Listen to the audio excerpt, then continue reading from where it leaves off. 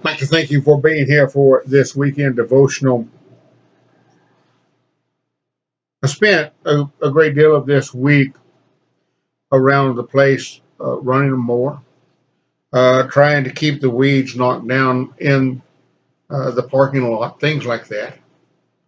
And I find myself reaching a point where I become a little bit sore, a little bit painful at times. And I began thinking of that idea. If we're going to keep our body up, we must continually work at it. We must endure some difficult situations sometimes. We must endure some pain. As I looked around and as I was reminded yesterday of another lady who was mowing, she said, but it all looks good. It looks nice. And so it also takes some time and some care if we're going to make the landscape look like we want it to look, if it's going to look nice, if it's going to be enjoyable for us to observe. It takes some time, it takes some pain, it takes some care. It takes a willingness to keep on until it looks as it should. So that brings me to a question. What does God see when he looks at my spiritual life? Is he seeing that which looks good? Is he seeing that which he enjoys? And if I'm living my life, it has to sometimes hurt a little bit. I want us to listen again. I've used this verse several times, Romans 12, verse 2.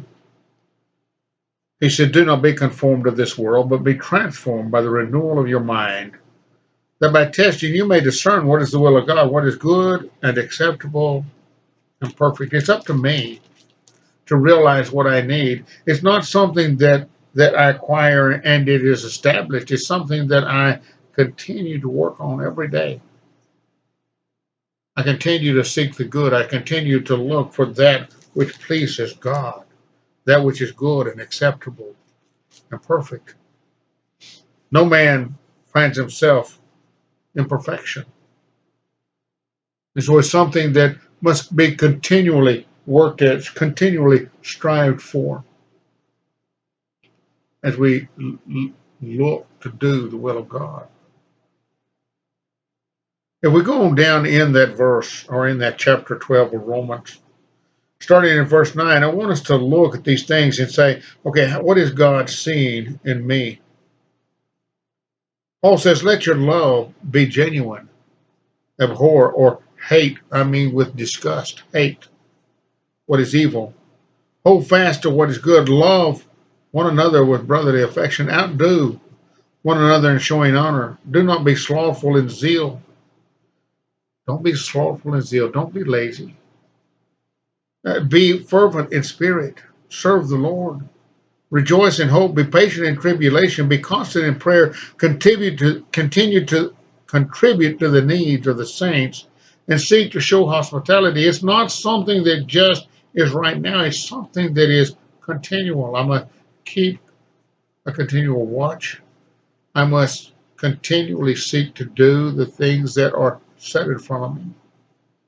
I must be willing to push myself each day. Just as that one who seeks to have his body in shape, he must push himself each day. Just as the one who wishes to keep his landscaping looking nice and pretty and being something that others want to see, it has to be worked at continuously. For me to have that spiritual self about me is something I must continue. I must continue each day to strive toward, so that when God looks at it, it is pleasant to him. He said, bless those who persecute you, bless and do not curse them. Rejoice rejoice with those who rejoice, weep with those who weep, live in harmony with one another. Do not be haughty, but associate with the lowly. Never be wise in your own sight. Repay no one evil for evil, but give thought to what is honorable in the sight of all. If possible, so far as it depends on you, live peaceably with all. These things he's talking about are things that are drastically, or that had to be drastically changed in our life. And they must be worked at each day. Beloved, never avenge yourselves, but leave it to the wrath of God, for it is written, vengeance is mine, I will repay, says the Lord. To the contrary, if your enemy is hungry, feed him. If he is thirsty, give him something to drink. For by so doing, you will heap burning coals on your head. Do not be overcome with evil, but overcome evil with good. You see, if we're going to go in Christ, it has to have a little bit of pain along with it. I have to continue growing. I have to continue making myself. I have to continue pruning and working at the things that are there, those things that are difficult for me to do. I have to keep setting myself to this idea of sacrificing me. Questions. How do I approach people in public? How do I treat that one who cut me off in traffic and I'm stepping on my toes pretty hard? How do I how do I deal with that person who has abused me?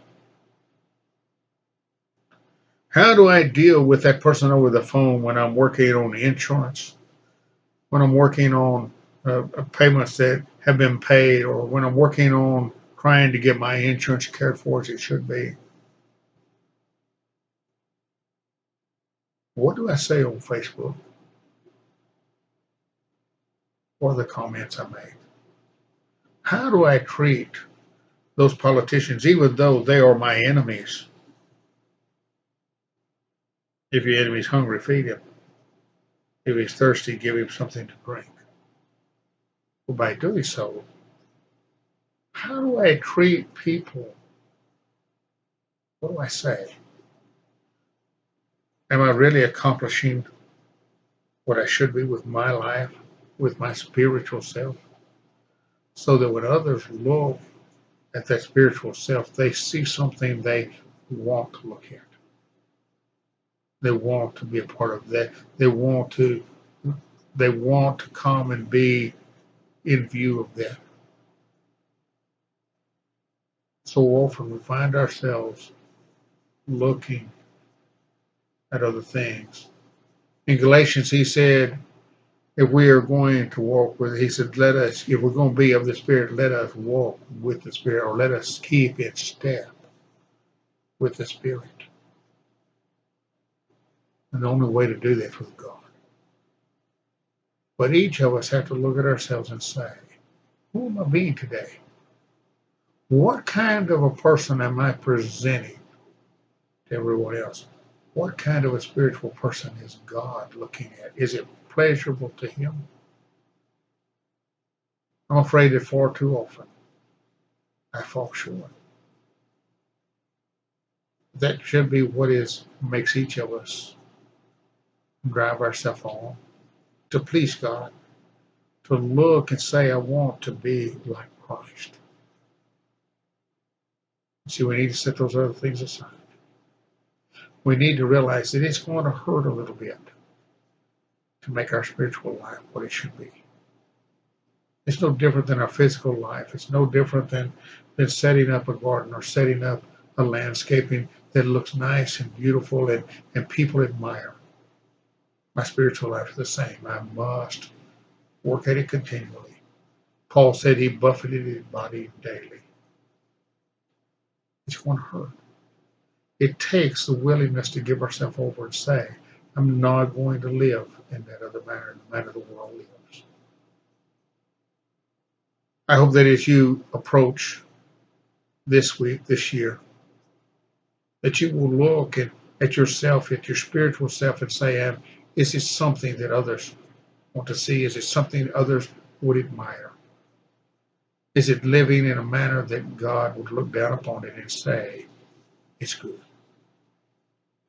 I want to thank you for being here with me today, and may God bless.